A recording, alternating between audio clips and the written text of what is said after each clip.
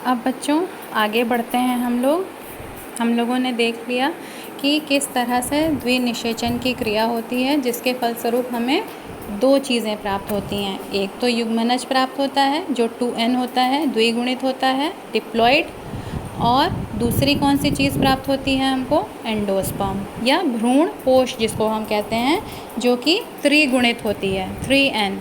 ठीक है, कैसे बनती है वो?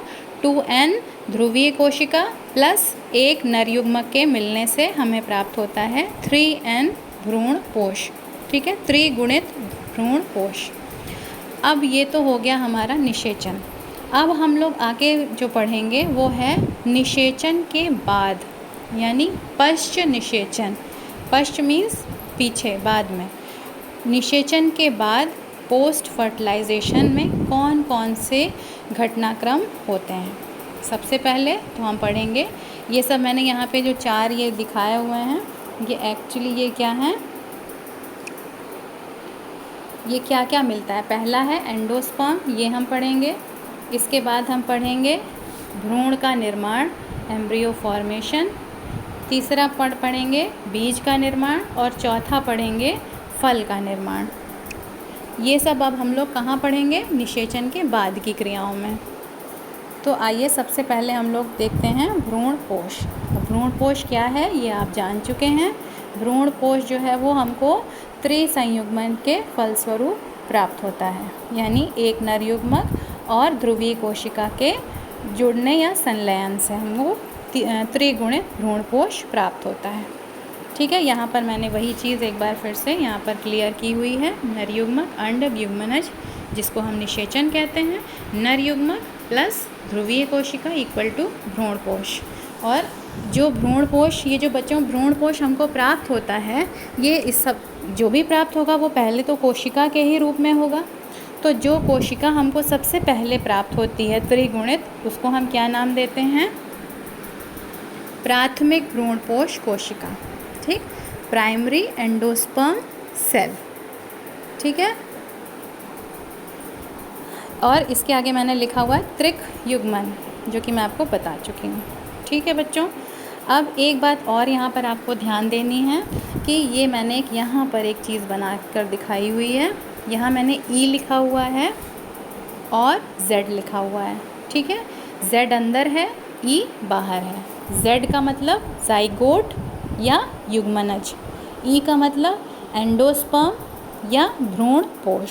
ठीक है, भ्रूण पोष युग्मनज को चारों तरफ से घेरे रहता है। ठीक है, यानी भ्रूण पोष बाहर है और युग्मनज उसी के अंदर है। ठीक है, तो इसलिए क्या होगा, सबसे पहले भ्रूण, अच्छा बच्चों, भ्रूण जो होता है वो किससे बनता है? युग्मनज से।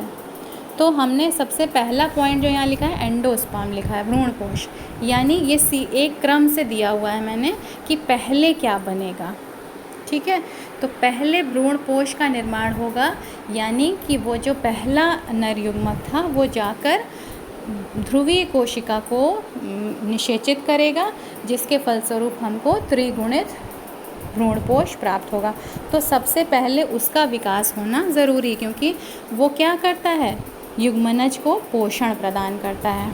उसका एक प्रकार से फूड फैक्ट्री की तरह से वो काम करता है, उसके लिए भोजन उसको प्रदान करता है, पोषण प्रदान करता है। इसलिए पहले विकास किसका होगा? भ्रूण पोष का विकास होगा, उसके बाद आएगा युग्मनज। तो यहाँ मैंने लिखा भी हुआ है, युग्मनज भ्रूण पोष के अंदर होता है और सबसे पहले विकास भ्रूण पोष का होता है। ठीक, अब हम लोग आगे बढ़ते हैं।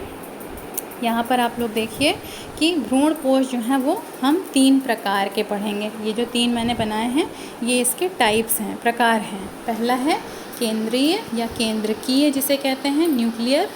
दूसरा कोशिकीय या सेल्यूलर, और तीसरा है हेलोबियल, ये हेलोबियल ही कहलाता है। ठीक है, अब आइए हम देख लेते हैं कि इस तरह के ये जो 3 प्रकार के भ्रूण पोषण में होता क्या है। सबसे पहला मैंने सबके नीचे सबका डायग्राम बनाकर दिखाया हुआ है। केंद्रीय, केंद्रीय में क्या होता है, ये जो मैंने आपको अभी एक यहाँ पर एक टर्म बताया, ये प्राथमिक भ्रूणपोष कोशिका। ठीक, यही है वो प्राथमिक भ्रूणपोष कोशिका।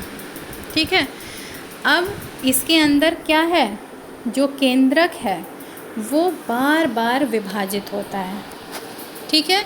और आपको ये भी पता है, पिछली कक्षा में 11th में आपने पढ़ा है कि एक बार जब केंद्रक का विभाजन हो जाता है, जब आपने समसूत्री भी पढ़ा था और अर्धसूत्री भी पढ़ा था, तो क्या होता है, केंद्रक बन जाने के बाद उसमें बाद में चारों तरफ कोशिका भित्ति का निर्माण होता है। और वो केंद्रक जो है वो चूँकि एक केंद्रक से विभाजित होकर दो केंद्रक बनता है समसूत्री में, तो वो दो केंद्रक जो हैं वो बाद में चारों तरफ कोशिका भित्ति से घिर जाने के बाद दो कोशिकाएं बन जाती हैं।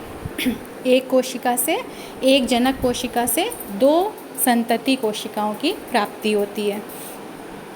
तो यहाँ पर लेकिन क्या है, यहाँ पर वही चीज़ नहीं हो रही है। यहाँ पर क्या हो रहा है, लगातार केंद्रक का विभाजन होते ही जा रहा है, तो और उसमें कोशिका भित्ति का निर्माण नहीं हो रहा है।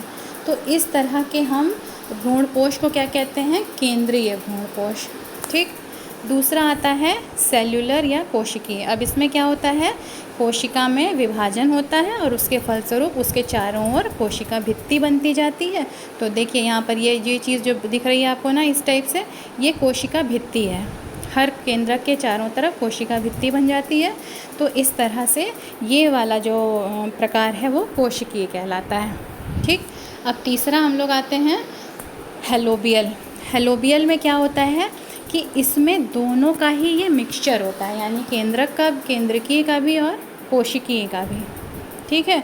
इसमें क्या होगा, आप देख रहे होंगे कि चित्र में यहाँ पर बाहर की तरफ केवल एक बार कोशिका विभाजन के फलस्वरूप कोशिका भित्ति बनी है, ठीक है, अंदर फिर नहीं बनी। जबकि इसमें क्या होता है, इसमें हर बार जितना केंद्रक विभाजित होगा उतनी बार ही उसमें कोशिका भित्ति का निर्माण होता है और उसमें कोशिका बन जाती है। फिर लेकिन इसमें क्या होता है, हेलोबियल में केवल एक बार पेरीफेरी पे, पेरीफेरी का मतलब किनारा, किनारों के तरफ कोशिका का निर्माण होता है और बीच वाला जो है वहाँ पर कोशिका का निर्माण नहीं होता। वहाँ पर हमें क्या चीज़ प्राप्त होती है, खाली इसमें हमें केंद्रक दिखेंगे बीच में, जिसको हम मुक्त केंद्रक कहते हैं, फ्री न्यूक्लियाई, ठीक। और इसका एग्जाम्पल क्या होता है, इसका बेस्ट एग्जाम्पल है बच्चों नारियल, कोकोनट, ठीक है। आपने सबने कोकोनट देखा है। कोकोनट में जो आपने देखा होगा कि जो उसमें पानी भरा होता है ना, और उसके चारों तरफ आपने देखा है वाइट कलर का होता है अंदर जो हम खाते हैं, है ना। तो उसमें जो हम खाते हैं वो एक्चुअली क्या होता है, ये वाला हिस्सा होता है जहाँ कोशिका भित्ति बन चुकी होती है, ठीक। और जो हिस्सा हमें वो उसका जो पानी होता है, पानी,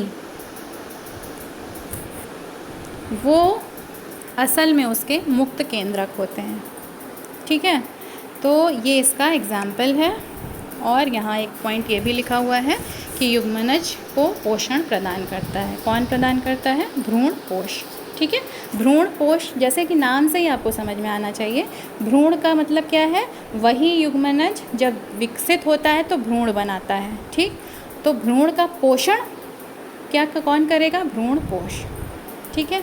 तो बच्चों आज के लिए इतना ही। अब आप इस वीडियो को ध्यान से देखिए, इसको समझिए। इससे रिलेटेड मैंने कुछ इसी चैप्टर के कुछ पेजेस भी आपको भेज रहे हैं, वो पेजेस को इसके साथ पढ़िए, उससे आपको रिटन मैटर मिलेगा और ये आपको समझने के लिए है।